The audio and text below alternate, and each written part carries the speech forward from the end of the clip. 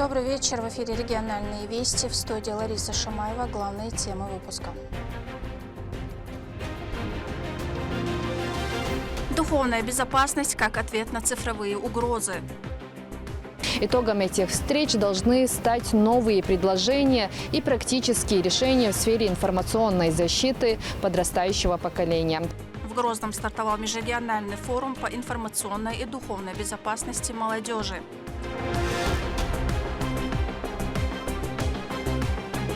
Теннис набирает обороты. Для болельщиков обустроены места на 200 человек, а для маломобильных граждан создана специализированная площадка. Как в нашей республике готовят профессионалов с нуля. Репортаж из новой теннисной школы в нашем выпуске.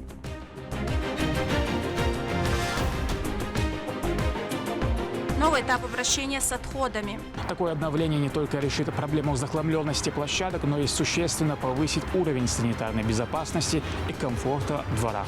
Наш корреспондент расскажет, как в столице решают проблему мусора и благоустраивают дворы.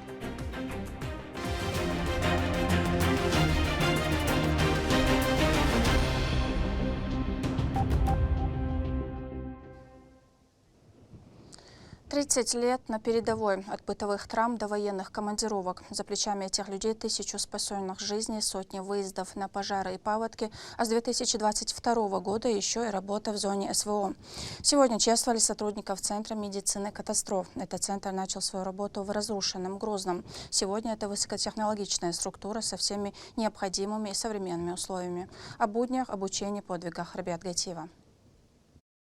Бригада, выезд ДТП, Ахматовский район, улица Левандовского, 135. Секунды на сборы, минуты на спасение жизни. Так начинается практически каждая смена в Республиканском центре медицины и катастроф имени Ахмата Хаджи Кадырова. Больше 5 лет Пятимат Гайтамирова работает диспетчером центра. Именно через нее ежедневно проходят десятки экстренных вызовов. От моей работы, от моей оперативности, от моей скорости передачи информации зависит, насколько быстро будет оказана помощь. И я считаю, что это тоже большой вклад, когда человеческая жизнь, благодаря тому, что я быстро, оперативно передала информацию, будет спасена или оказана помощь непосредственно на месте ЧС или же ДТП, пожар, различные ситуации. За 30 лет работы Центр стал одной из ключевых экстренных служб республики. Основанный в мае 1996 года в разрушенном Грозном, сегодня РЦМК – это современная высокотехнологичная структура, оснащенная реанимобилями, мобильным госпиталем и санитарной авиацией. За время работы специалисты отделения провели более 1700 операций и эвакуировали более 2000 человек. 1 апреля 2016 года нашему центру передали функции санитарной авиации. Это отделение экстренной консультативной медицинской помощи и медицинской эвакуации. В связи с этим у нас, конечно, и количество сотрудников увеличилось, и нагрузка увеличилась, потому что специалисты санитарной авиации, наземным транспортом, так скажем,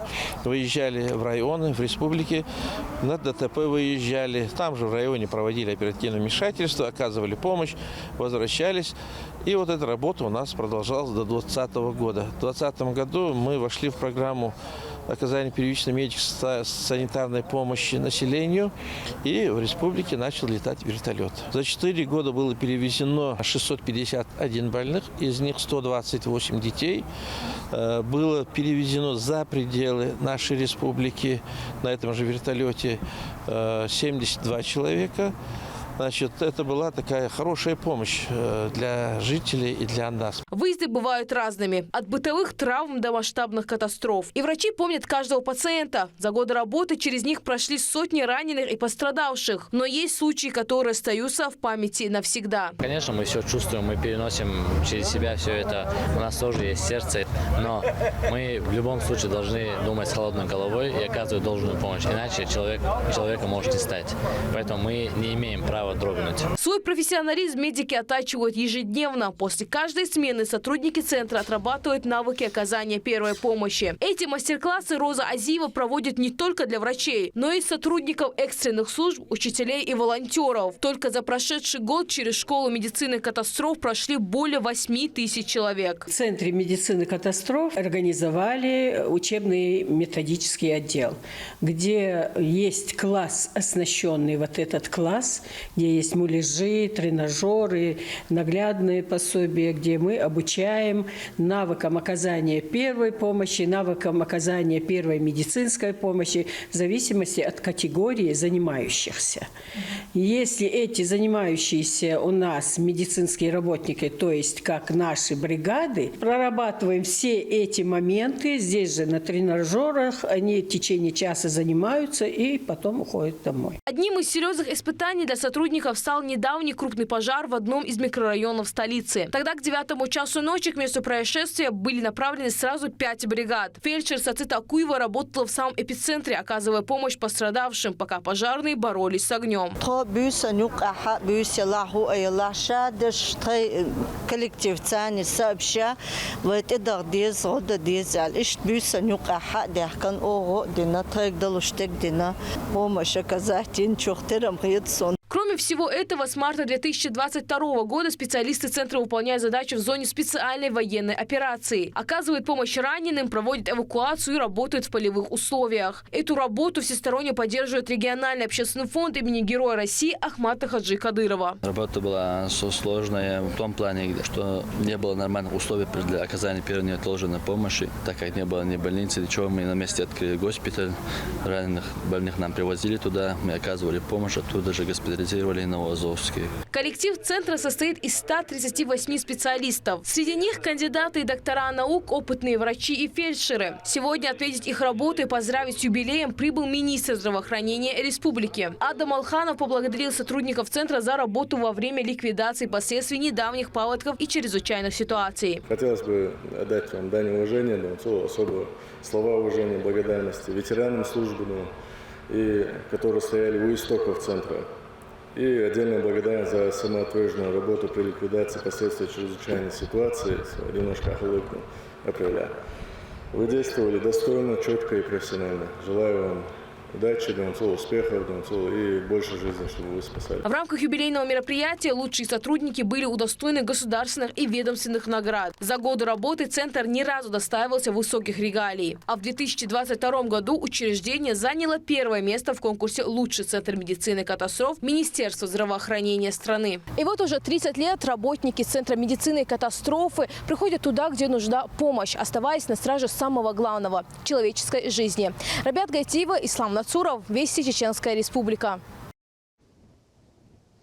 В Грозном состоялось мероприятие, посвященное ко дню рождения первого президента Чеченской Республики, Героя России Ахмата Хаджи Кадырова. Ключевой площадкой для дискуссии стал Чеченский государственный университет. Участники, среди которых парламентарии, доктора наук, профессора, общественные деятели, отметили, что главная победа Ахмата Хаджи Кадырова – принятие Конституции региона в 2003 году. Это стало точкой невозврата к хаосу. Эксперты напомнили, что именно принцип «мир через диалог» позволил привлечь в республику федеральные инвестиции. В свою очередь, соратники Ахмата Хаджи вспоминали, как, вопреки всем прогнозам, он смог объединить людей вокруг идеи мира.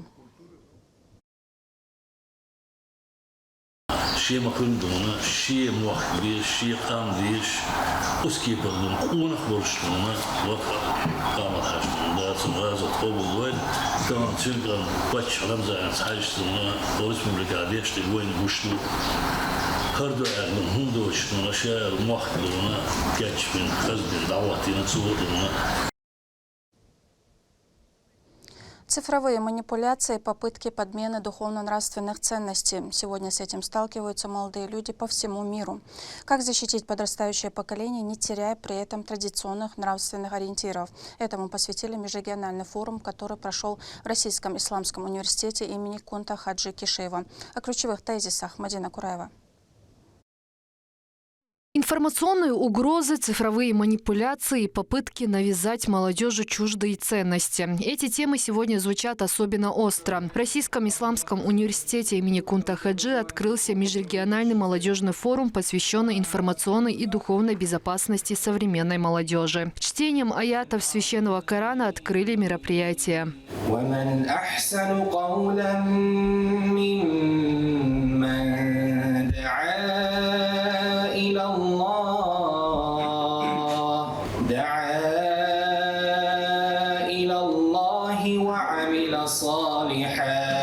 Главная Главная тема форума – защита молодежи от информационных угроз, деструктивного контента и попыток подмены традиционных духовно-нравственных ценностей. Эксперты уверены, вопросы безопасности выходят далеко за пределы цифрового пространства и напрямую затрагивают мировоззрение молодых людей.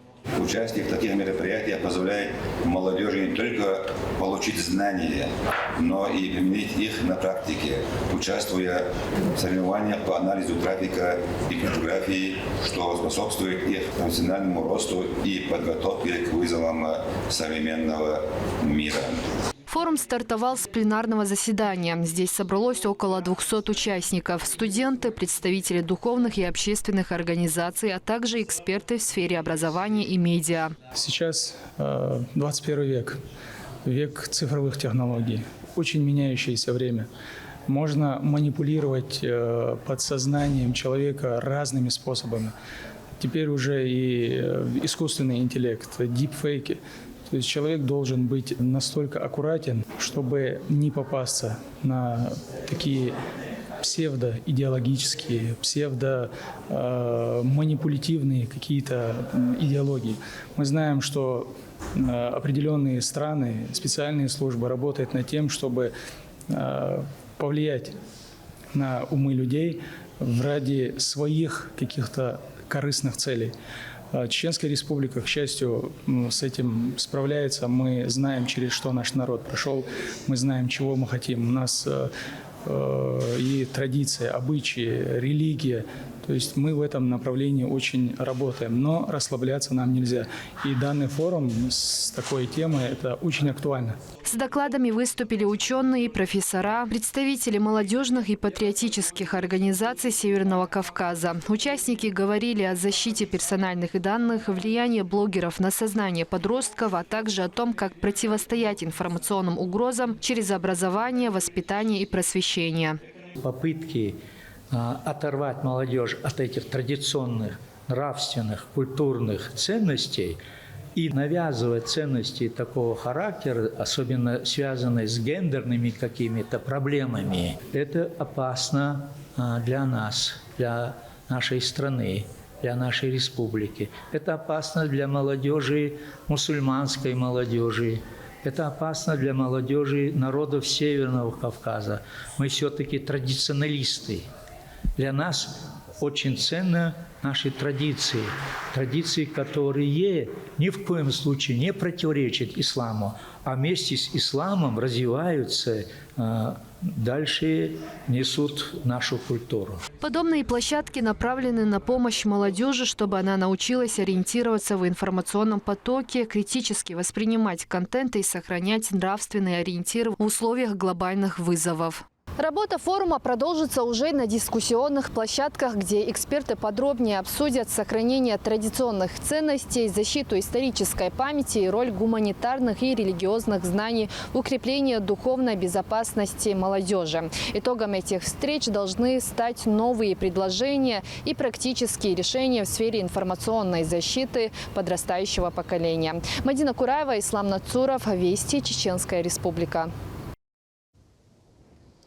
В ГГНТУ состоялось открытие окружного фестиваля. Одной из ключевых площадок стал мастер-класс, посвященный цифровому искусству. Участникам рассказали, как современные технологии меняют подходы к творчеству и позволяют создавать новые форматы визуального контента от 3D-графики до VR и AR проектов. Отдельный акцент сделали на инструментах цифрового производства, которые помогают популяризировать традиционные народные промыслы России в современном медиапространстве. Сегодня не секрет, да, то есть цифровые технологии фактически, то есть каждый из нас ежедневно с ними так или иначе сталкиваемся, да, но когда мы говорим про цифровые технологии, мы говорим не только про будущее и не только про настоящее, да, когда мы ими пользуемся, но мы еще говорим о том, что цифра сегодня помогает сохранять наше культурное достояние, да, то есть будь то различные там 3D-модели памятников архитектуры, различных артефактов, да, или, например, то есть там оцифровка важных архивных материалов и произведений искусства и культуры. Все это как раз-таки помогает нам сохранить наш культурный код. В рамках этого мероприятия мы хотим ребятам предложить те сервисы и технологии цифровые, которыми они могут пользоваться, достаточно простые сервисы, которые помогут им в творчестве, да, и помогут им отобразить как раз-таки какие-то культурные особенности, культурное достояние тех или иных народов. Бесплатное анонимное тестирование на ВИЧ, консультации врачей и профилактические лекции. Всероссийская акция «Стоп ВИЧ-СПИД» стартовала в регионах. Ее цель – напомнить, что своевременная диагностика позволяет начать лечение вовремя и сохранить качество жизни. Подробнее об акции в нашем следующем сюжете. По всей стране проходит всероссийская акция «Стоп ВИЧ-СПИД». Ее главная цель – напомнить о важности профилактики, регулярного тестирования и своевременной диагностики. Посоветовать молодежи и вообще всему нашему населению, чтобы они как можно чаще сдавали тест на ВИЧ. Тем самым они могут узнать, коснулась ли их эта проблема. И как бы на корню можно будет бороться с этой напастью. Вовремя обнаружить, это очень важно, вот в ВИЧ-СПИДе очень важно обнаружить вовремя вирус и начать с ним борьбу. Это делается в нашем республиканском центре профилактики и борьбы со СПИДом, то есть в РКЦ ПБ СПИД. Мы с радостью помогаем всем обратившимся и всем новым выявленным людям, предоставляем бесплатную терапию, постановку на учет и прием контрольных анализов каждые 3 месяца.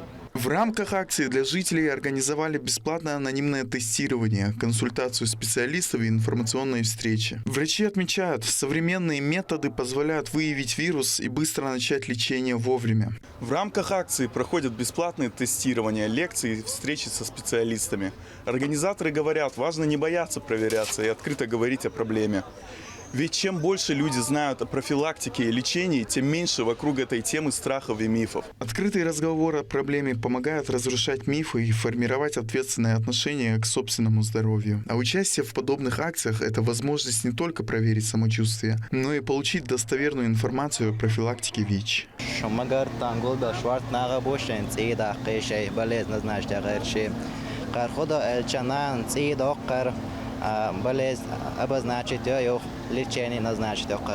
Главное оружие против болезни – информированность. А значит, подобные акции – это еще одна возможность вовремя сделать важный шаг навстречу собственной безопасности. Дени Хамидов, Шамсудин Джабраилов, Магомед Бараханов, Вести, Чеченская Республика.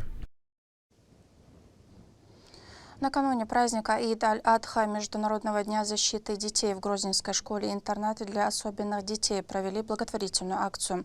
Для воспитанников специальной коррекционной школы это огромный вклад в социализацию и эмоциональное развитие. Яркая программа, подарки и, главное, живое общение. Все для того, чтобы ребята почувствовали, что они не одни и их любят. Линда Жамалдинова расскажет подробнее. Любимые детские персонажи на сцене задают ритм, а малыши мгновенно подхватывают движение. Звучит музыка, детский смех и аплодисменты. Для воспитанников организовали настоящий праздник. По словам организаторов, главная задача – подарить детям внимание, поддержку и яркие эмоции. Для тех, кто воспринимает этот мир немного иначе, а именно для обучающихся в специальной коррекционной общеобразовательной школе-интернат, для глухих и слабослышащих провели благотворительную акцию. Приурочено мероприятие к наступающему празднику Ид-аль-Адха и Международному дню защиты детей. Наши дети живут в закрытом учреждении. Взаимодействие такого характера, оно, конечно же, очень положительно влияет на эмоции наших детей. Они не могут сидеть, постоянно находиться на диванах или в одном своем, знаете, пространстве. Здесь немножко другое дыхание, другой темп, другой задор, новые лица и новый формат. Организаторами выступили коммуникационное агентство ИДА ПИАР и региональный контент-центр Чеченской Республики. Поддержку оказали и представители бизнеса, которые помогли подготовить программу и подарки для детей. При поддержке наших партнеров и друзей сети кофеин «Синабон» и ресторана «Кейп» организовали такое небольшое благотворительное мероприятие. В подарок детям по согласованию с руководством интерната мы привезли канцтовары для общего развития детей, развивающие игры, пазлы.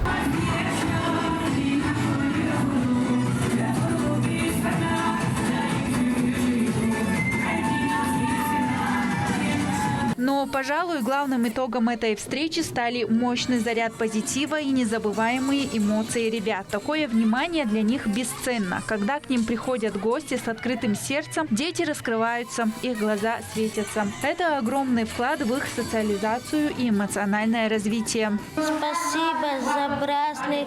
Мне понравился. Приходите еще. В школе-интернате для глухих и слабослышащих обучаются дети, которым особенно необходимо внимание, поддержка и возможность чувствовать себя частью большого общества. Подобные акции становятся для воспитанников важным напоминанием о том, что рядом есть люди, готовые дарить заботу и тепло. Лимда Джамалдинова, Сайдамин Мусаев, Магомед Тутаков, Вести, Чеченская Республика. В селении Бино-Юртно-Теречного района состоялось торжественное открытие восстановленных памятников времен Великой Отечественной войны. Реставрационные работы прошли на территории долговременной огневой точки и противотанкового рва. Проект реализован региональным отделением Союза ветеранов группы советских войск Германии Чеченской Республики в рамках инициативы «Помнить значит жить». Она направлена на сохранение памяти о подвиге советских солдат. Торжественная церемония приурочена к 75-летию со дня рождения первого президента героя России Ахмата Хаджи Кадырова. Тут 3 объекта. Вот братское захоронение за спиной в 2021 году. Ограждение тут сделали, санитарную очистку. Здесь похоронены и русские, украинцы здесь. Есть узбек, азербайджанец.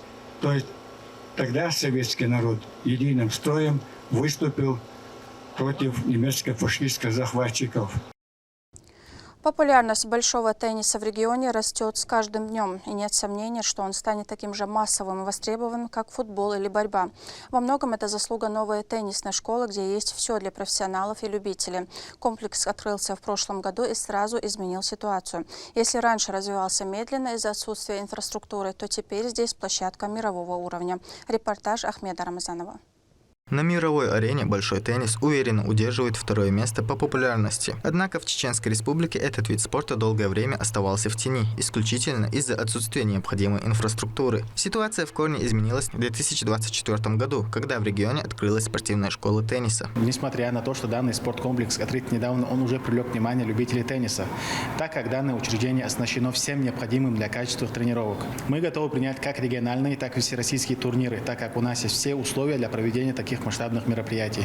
Комплекс площадью более 7000 квадратных метров спроектирован так, чтобы спортсмены могли сосредоточиться на результате. Здесь создана идеальная экосистема для тренировок и отдыха. Комфортные раздевалки, лаунж-зона, восстановительный комплекс, медпункт и фитнес-бар с полезными перекусами. Не забыли и о команде. Для тренерского штаба и персонала оборудован современный конференц-зал для стратегического планирования и подготовки к соревнованиям.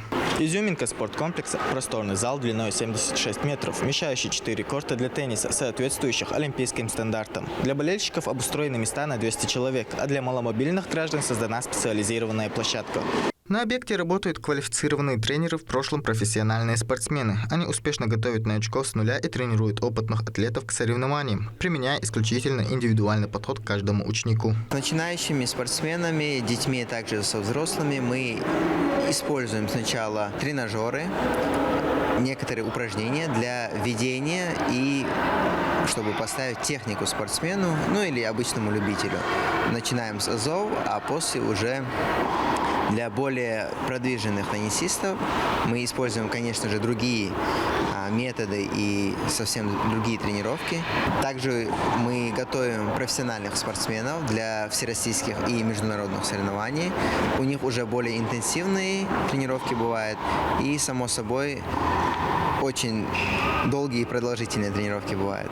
На базе проходят тренировки ветеранов Федерации тенниса, которые готовятся к очередным соревнованиям. Участники сборов отметили отличное состояние кортов и поделились положительными отзывами о тренировочном процессе. Я сюда приехал еще по приглашению Министерства спорта Чеченской Республики, по приглашению Федерации тенниса Чеченской Республики. И вот уже 3-й день мы здесь находимся, осваиваем корты, посмотрели, как все здесь сделано. Но в целом очень хорошие и благоприятные приятное впечатление, что вообще думаю, что на всем Северном Кавказе это один из самых великолепных теннисных центров. Популярность большого тенниса в регионе растет с каждым днем. Нет сомнений, что и в будущем он останется таким же востребованным и массовым, как и другие виды спорта. Ахмед Рамазанов, Адлан Хусаинов, Сайцелем Ампукаев, Вести, Чеченская Республика. По поручению мэра Грозного Хасмагомеда Кадырова в городе ведется работа по замене ветхих мусорных контейнеров на территории многоквартирных домов. Они не только прочнее старых, но и позволяют сортировать отходы. Реализация этих мероприятий позволит улучшить санитарное состояние придомовых территорий и создаст более комфортные условия для проживания горожан. О ходе работ Рамзан Абоев. Старые мусорные баки меняют на современные и прочные металлические контейнеры. Региональный оператор «Оникс» вместе с управляющими компаниями устанавливает 500 новых емкостей для отходов во дворах многоквартирных домов Грозного. Данная работа проводится по поручению мэра города Грозного Хасмагомеда Кадырова и направлена на повышение эффективности организации сбора твердых коммунальных отходов. Работа продолжается с целью создания комфортных условий для жителей города и повышения уровня благоустройства. Специалисты заранее проверили контейнерные площадки, выявили сломанные баки. Также дополнительные емкости устанавливаются там, где их не хватает.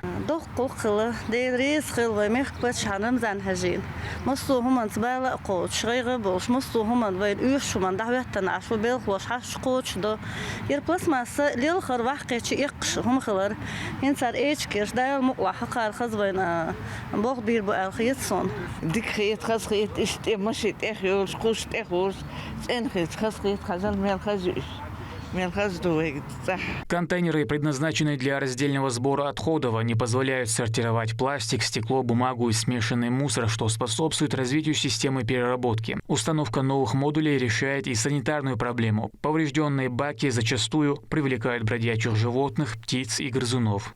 Установка современных прочных контейнеров позволит изменить ситуацию. Они надежно удерживают отходы внутри, что особенно актуально в теплое время года.